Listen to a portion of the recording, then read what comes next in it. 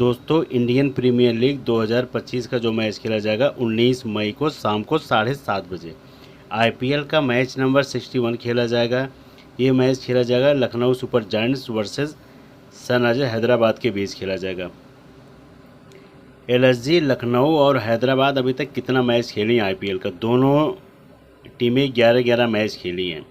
Hyderabad 11 match खेली जिसमें से 3 मैच जीती है, 7 मैच हारी है। लखनऊ की बात करूँ तो ये भी 11 मैच खेली है, 5 जीती है, 6 मैच हारी है। ये रिकॉर्ड है। अगर जीत के आंकड़े के अकॉर्डिंग देखोगे तो लखनऊ हैदराबाद से ज़्यादा मैच जीती है। और ताबड़तोड़ खेलने वाले के लखनऊ के पास भी हैं बैट्समैन ताबड़तोड़ खेलने वाले, और उसके बाद हैदराबाद के पास भी हैं। दोनों टीमों के पास ओपनर जितने हैं सारे ताबड़तोड़ वाले हैं। वो भी आगे आगे आपको आंकड़ा दिखाऊंगा। ये जो मैच होगा ये मैच होगा भारत रत्न श्री अटल बिहारी वाजपेयी स्टेडियम इकाना स्टेडियम लखनऊ के ग्राउंड पे होगा। ये लखनऊ के होम ग्राउंड पे होगा। और लखनऊ अपने होम ग्राउंड पे कितना मैच खेली है इस 2025 में और कितना जीती है इस बार, सारा रिकॉर्ड दिखाऊंगा एक एक प्लेयर का। इकाना स्टेडियम की जो पिच रिपोर्ट है 2025 की, इस बार लखनऊ ने अपने होम ग्राउंड पे कितना मैच जीती है। 5 मैच खेली अभी तक इकाना स्टेडियम में लखनऊ अपनी होम ग्राउंड पे, तो 5 में से 2 मैच केवल जीती है, जिस पे आपको टिक मार्क दिए हूँ 2 मैच। गुजरात और उसके बाद एलएसजी का जब हुआ था तो यहाँ पे एलएसजी जीती है, फिर एलएसजी एमआई का हुआ था तो एलएसजी यहाँ जीती। 2 मैच जीती है और 3 मैच यहाँ पे हार गई है। अब इस पर बात करेंगे पिच रिपोर्ट में कि बॉल फर्स्ट वाला जीतता है कि बैट फर्स्ट वाला। मैंने आपको यहाँ मेंशन भी कर दिया हूँ बॉल फर्स्ट, वो भी आपको दिखा रहा हूँ। एलएसजी पंजाब का हुआ था तो पंजाब ने बॉल फर्स्ट किया था तो ये मैच जीत गई थी 8 विकेट से। जीटी एलएसजी का हुआ था तो एलएसजी ने बॉल फर्स्ट किया था, 6 विकेट से मैच जीत गई थी। 2 मैच हो गया बॉल फर्स्ट। फिर उसके बाद तीसरे में आओ, एलएसजी वर्सेस सीएसके का हुआ था तो सीएसके 5 विकेट से मैच जीत गई थी, बॉल फर्स्ट की थी। फिर एलएसजी एमआई का हुआ था तो यही एक मैच हुआ जिसमें एलएसजी ने 203 रन बनाया था तो ये मैच जीत गई थी। एमआई बना नहीं पाई, 191 बनाई, 5 विकेट गिरा था। फिर उसके बाद जब चौथा मैच हुआ एलएसजी वर्सेस डीसी का, तो डीसी ने बॉल फर्स्ट करके 8 विकेट से मैच जीत गया। तो अब इसमें 5 मैच में से 4 मैच जो हैं बॉल फर्स्ट वाले जीता है, 1 मैच जो है बैट फर्स्ट वाला। तो यहाँ पे मैंने पिच रिपोर्ट में बॉल फर्स्ट विनिंग परसेंटेज ज़्यादा है, ज़्यादा मतलब 99% है।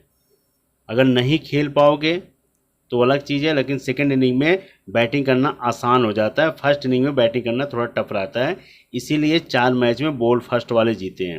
और सेकंड में देखो ज़्यादा विकेट नहीं गिरा, यहाँ 2 विकेट, यहाँ 5 विकेट, यहाँ 2 विकेट, फिर यहाँ 4 विकेट, यहाँ पे 5, तो ज़्यादा विकेट गिर नहीं रहा है। और जो फर्स्ट इनिंग में बैटिंग कर रहा है जिसकी बॉलिंग आ रहे हैं तो अच्छा खासा विकेट गिर रहा है, 7 wicket, 6 wicket, 7 wicket, 8 wicket, 9 wicket.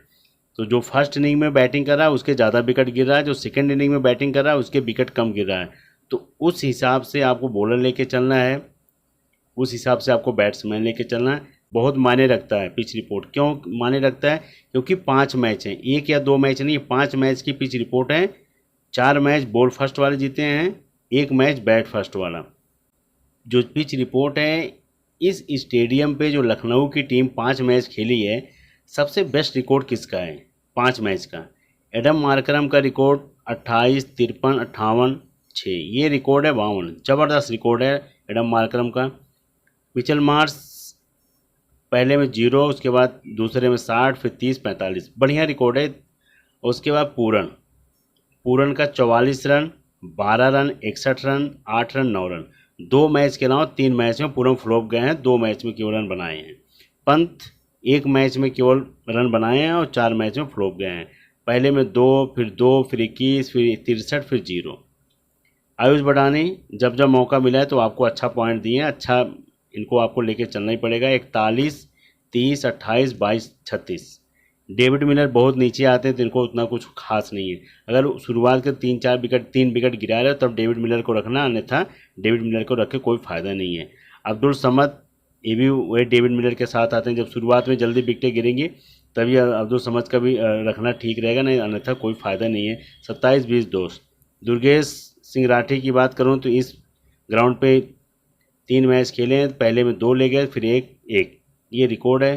Shardul Thakur का record 2 wicket 1 wicket, Akashdeep 1 wicket, Avesh Khan का 1 wicket 1 wicket 1 wicket, Ravi Bishnoi का 2 विकेट 2 विकेट, मयंक यादव, उसके बाद आते हैं प्रिंस यादव। ये 2 स्क्वाड में जुड़े हैं। तो ये जो इनके प्लेयर हैं जो हेड टू हेड जो अभी ये जो खेले हैं 5 टीमों के साथ, ये 5 टीमों का बेस्ट रिकॉर्ड है। अब इसमें आपको बेस्ट की मैंने पहले बता दिया था, एडम मार्करम का रिकॉर्ड अच्छा है, मिचेल मार्श का है, पूरन का है। उसके बाद फिर यहाँ पे आते हैं आयुष बड़ानी। तो ये 4 प्लेयर आपके लिए सबसे बेस्ट हो जाएंगे जो बैटिंग से। उसके अलावा फिर आपके शार्दुल ठाकुर, दुर्गेश सिंह राठी, उसके बाद रवि बिश्नोई, इन 3 को आप लेके चल सकते हो, 4 ये लेके चल सकते हो। तो 7 प्लेयर का कम्बिनेशन आपका बनेगा। लखनऊ की तरफ से बेस्ट रहेगा। अगर आपको लखनऊ को जिताना है तो 7 को लेके चल सकते हो, अन्यथा आप फिर रोटेशन आपको करना ही पड़ेगा।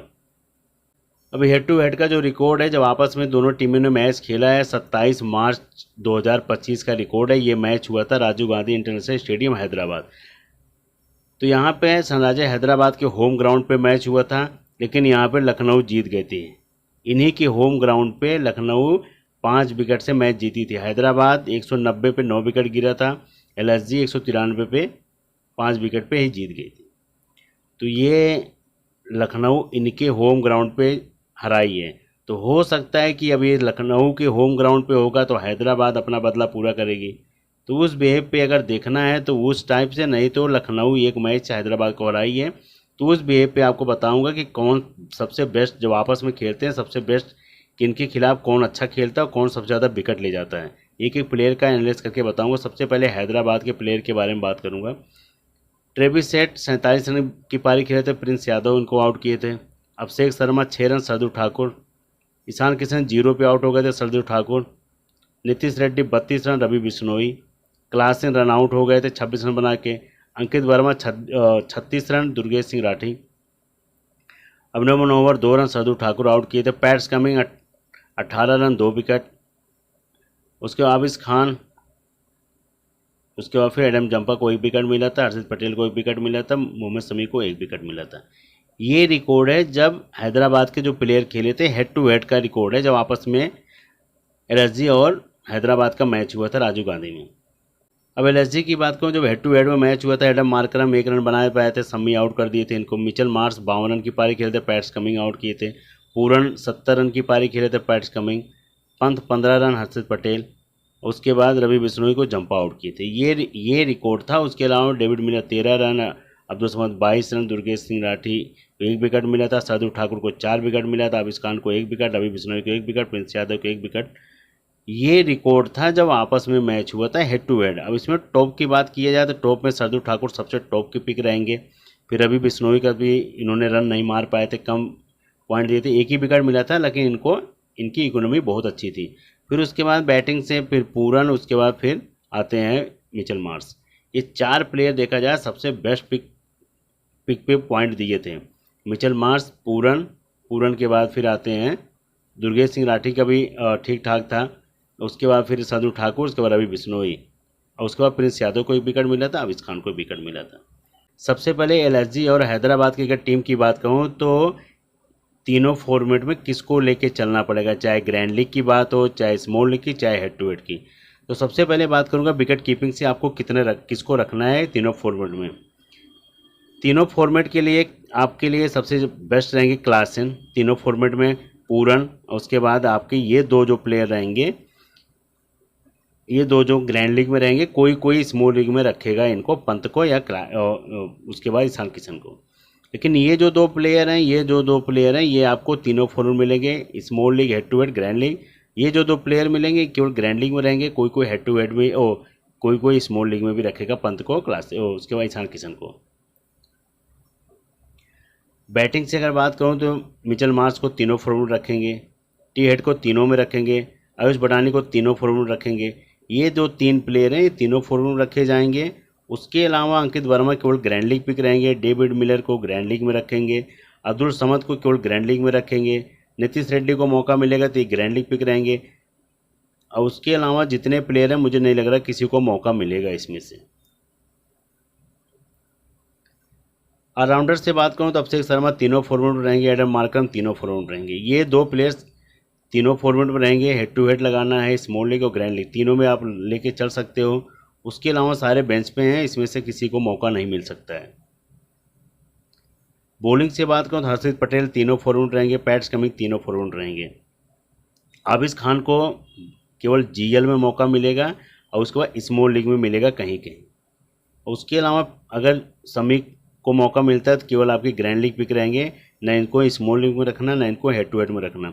रवि बिश्नोई को लेके चल सकते हो स्मॉल लीग और उसके बाद grand league, head to head में मत रखना है, लेकिन दो फॉर्मेट में लेके चल सकते हो, जीएल और स्मॉल लीग।